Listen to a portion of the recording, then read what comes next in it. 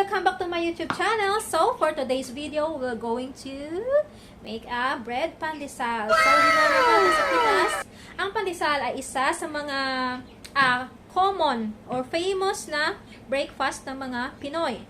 What we have here is all-purpose flour. Ayan. Ito pala yung yeast. Ayan. All-purpose flour.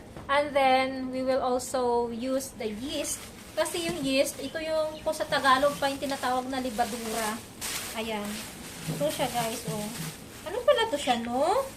Sabi ko sa kay husband, ano ba yung yeast? Tumaalsa yung mga tinapay. Ano pala siya guys? Microorganism. Diba? Buhay siya. Buhay. Living things siya guys. Living things ba yan? Kasi umaalsa siya eh. Ibig sabihin, buhay. So, hinihintay ko na yung ating yeast na mag-alsa konti guys. Kasi nga, ayan o, tinunaw ko muna siya dito. Yan, bago natin i-add dito.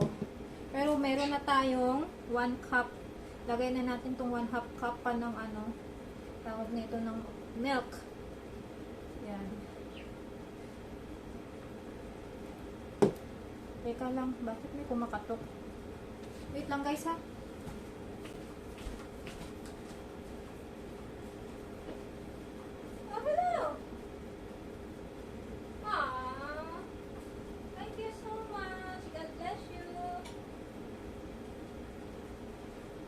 May mga pinamigay siya guys, bread.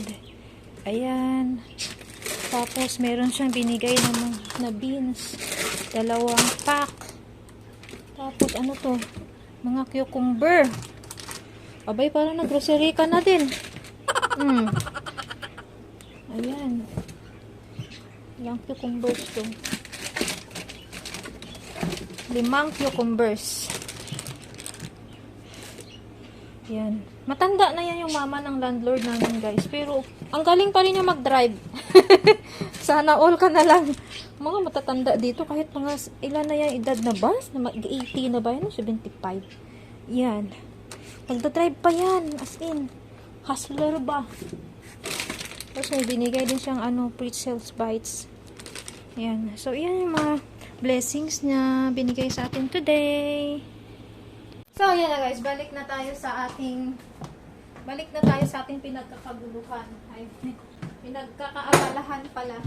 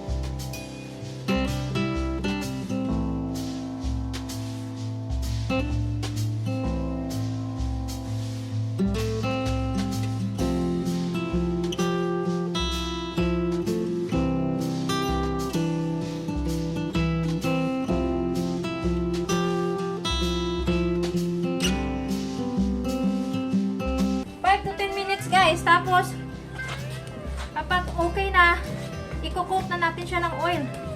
Tapos i-form muna natin siya pala ng ball, and then i-coat natin siya ng oil. Yan, and then hayaan natin siya na mag-settle down for 45 minutes to 1 hour. Ganun katagal mag-process ng tinapay.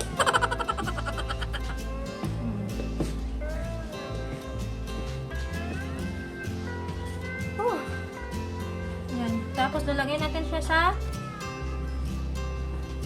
mangkok.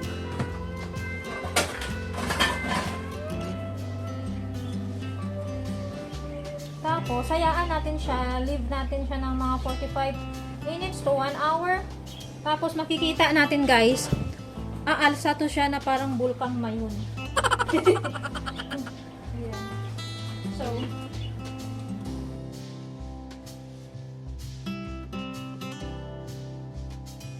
I'm gonna make you adobo.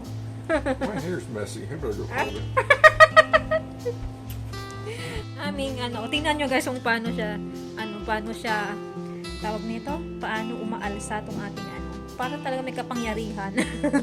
Oh, diba kanina lang ito. Kasi yun, alsa na. It has power. I need to wait more, I think. What do you think? Or we will... You're probably good to go with it. Okay. So, masamasahin na. So, ito na guys, pwede na daw. Pwede na. So, I need your pizza crust cutter. Okay. This one. And then, this is the breadcrumbs that we got guys for pandesal. Yan.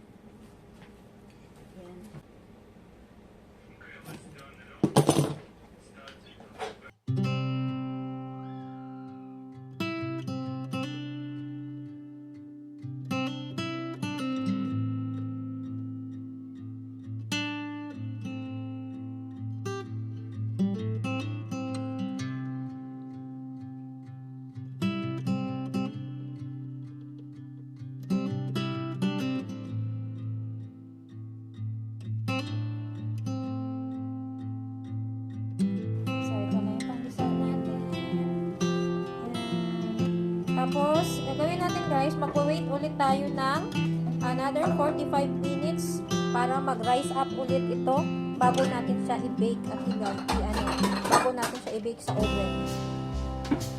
Ayun, niluluto ko na yun. Umuko muna ako dito at kumakain. Niluto ni husband yung pretzels na binigay ni neighbor. A few moments later. Ang laki na guys. Ayan. Dikit-dikit. Ang tataba ng pandesal.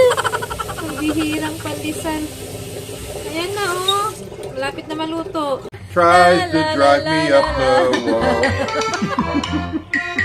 I'm just so excited for the pandesal bar. This is our bonding guys every during this day off ba. So, I'm just excited. I'm still waiting for my pandesal. You know, parang na siya guys. Parang neto. Parang mushroom ba na biglang nagpang-out lang. Pretzels. Ayan na. Huwag natin lapit yung camera. Baka sumabog. Ayan guys. So, ahunin natin. Pag-break talaga guys. So, tingnan nyo yan oh. Ang ganda ng pagkaluto. Perfect. Second batch na natin, guys. Ayan. Perfect. Nagsisiksikan pala sila. Kailangan pala natin siya, guys, i-adjust. I-adjust natin sa gilid to gilid. Kasi malaki na yung mga microorganisms. I-set na naman natin siya ng 25 minutes. Ay, ang ganda talaga guys. As in. Oh my God! Is it fluffy like you wanted? Yeah. Oh, look at that. Oh!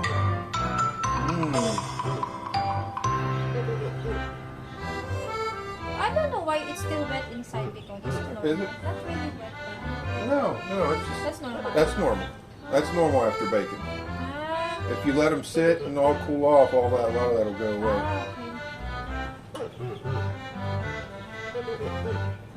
Okay, you can use the butter. Actually, I need a pan. Huh? I need a pan because I got to melt some butter.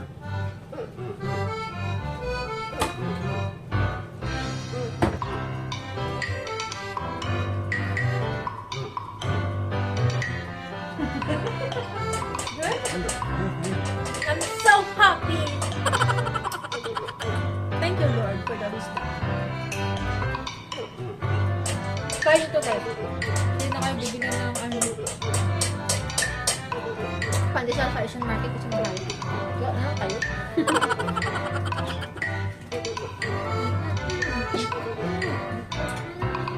Oh,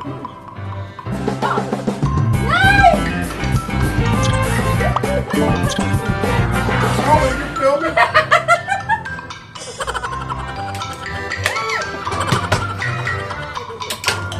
Are we kids really, huh? Okay, dalawa lang ano pero maingay kami. We're not fighting, we're just playing like kids. That's why we're noisy. Babahay-bahay yan. So guys, hanggang dito na lang yung video ko. Thank you for watching. Thank you for the success of our pandesal recipe for today. Thank you so much! Bye-bye! Oh my god.